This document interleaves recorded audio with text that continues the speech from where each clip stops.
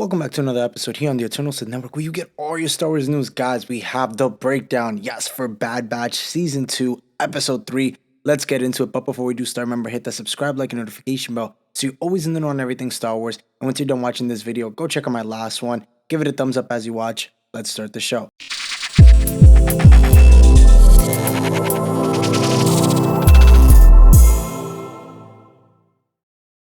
So, it appears that we appear on a planet called Desix, and we see here that the Empire is basically infiltrating the planet now. We do get to see more of the clone troopers, and we get to see the governor now, which his name is Grotton. And then we see the actual governor of the planet, which is Tawni Ames, who is the governor of Desix. And then a little bit short after, things get a little roughed up because again, the Empire is here. They want to take over the planet. They want to make him the governor now. And that's what it is. Then we get to see, yes, the battle droids come in, and it's a standoff as they will be getting held hostage. And that's where we're at that point of the episode, and it's not looking good for the new governor. But then we go back to, yes, Coruscant. We go back to Coruscant, where there we see Crosshair. And it looks like he's waking up from, I guess, a nap or something like that. Because again, last time we saw him was season 1, the finale on Kamino, when everything went down with Kamino, coming to its demise. Then a little short after, he goes, maybe, has some lunch. And it appears that there we see the clone troopers. They kind of like don't like him, I guess. He's kind of like he is the Bad Batch there. No pun intended. They end up leaving as he's eating there. But then he does get summoned to Admiral Rampart's office, as he's there sent to go to Desix on a mission there so he can prove himself. He does ask for a battalion to go with him, but it appears that Rampart is not ready to give him that just yet. He doesn't call the shots. So, he's just basically going on this mission to prove himself, back to the Empire. And then a short while, yes, we finally get the reveal and the comeback of Commander Cody, which was a long time coming, which we knew was inevitable. It was bound to happen. I just didn't think it was going to happen this early, as they are talking about obviously the days of what it used to be and what it is now with the Empire. So now their mission is to obviously go to Desix and take care of bringing back Governor Grotton and taking out the governor that's there now, which is Tawni Ames.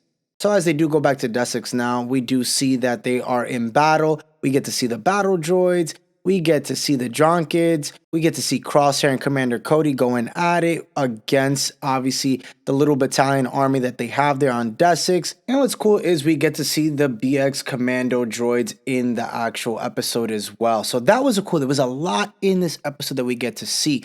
Then a little short while after, we get to see Tawni hold Governor Grotton as Commander Cody and Crosshair made their way into the temple, and now she is holding him up because, again, she doesn't want to go down. She doesn't want to lose her government there.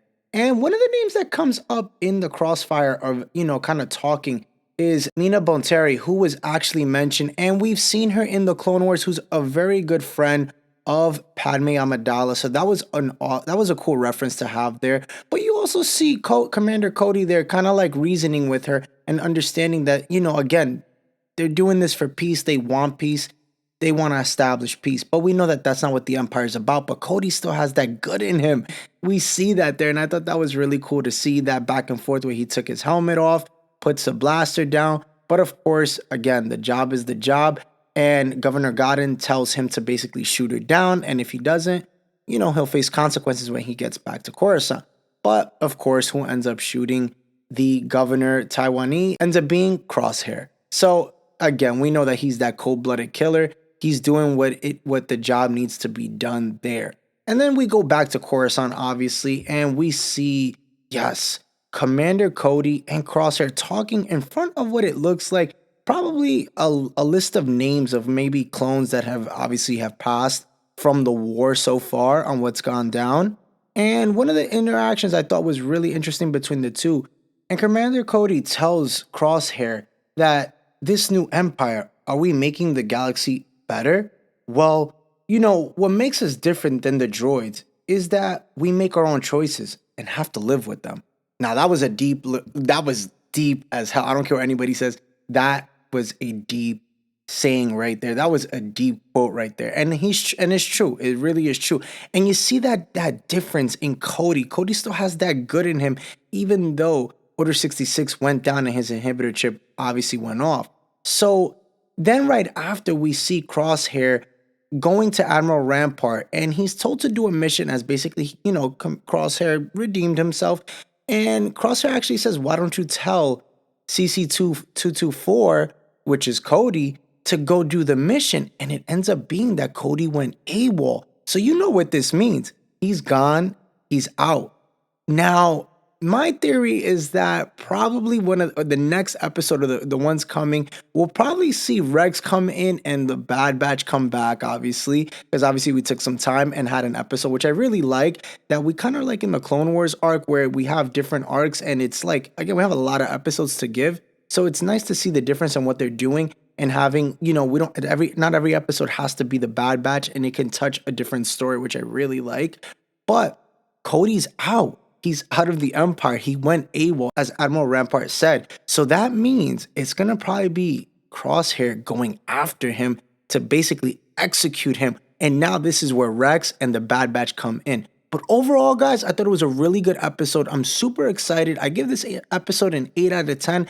Comment down below. Let me know what you guys thought about this episode, as it was a good one. And I really, really enjoyed it. I love the action. I love the story. I love the score. The music is amazing, I have to say. They've been doing a really good job with the last 3 episodes. I can't wait for next week's episode. Thank you guys so much for tuning in today, guys. Remember, for more Star Wars content, hit the subscribe, like, and notification bell so you're always in the know. Comment down below your thoughts, your theories on episode 3 of The Bad Batch Season 2. And remember, the Eternal Sith, then, now, forever. Later, guys.